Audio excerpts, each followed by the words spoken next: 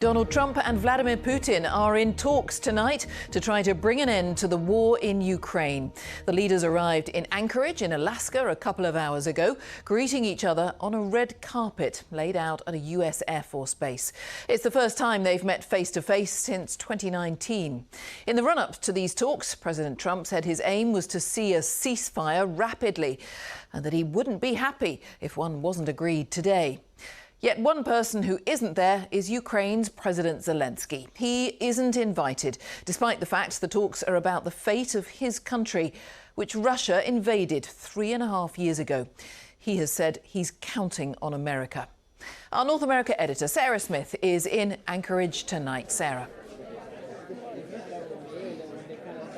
Yeah, those talks are going on now at this US military base where I am. I have to say, this is a highly unusual situation for a top-level summit like this, because we really don't know what's likely to happen, what might be agreed in these discussions. Normally, at an event like this, most of it's been worked out well in advance, and it's pretty clear what the outcome is likely to be, but that is not the case here.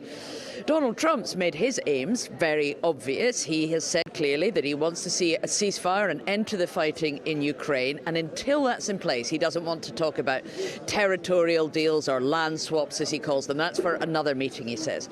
But what's not at all obvious is what Vladimir Putin's aims are. He has not let on whether or not he is going to agree to a ceasefire like that. So we're left in a situation where we really don't know what the outcome is likely to be, and it all comes down to what's going on in that meeting room right now. Donald Trump applauded Vladimir Putin's arrival in Alaska. The red carpet here is both literal and metaphorical. For the Russian president, this is not just a return to America, but back into the international community, which has isolated him since the invasion of Ukraine. For President Trump, this could be the start of a diplomatic triumph, but he doesn't yet know if Mr. Putin will agree to stop the fighting in Ukraine.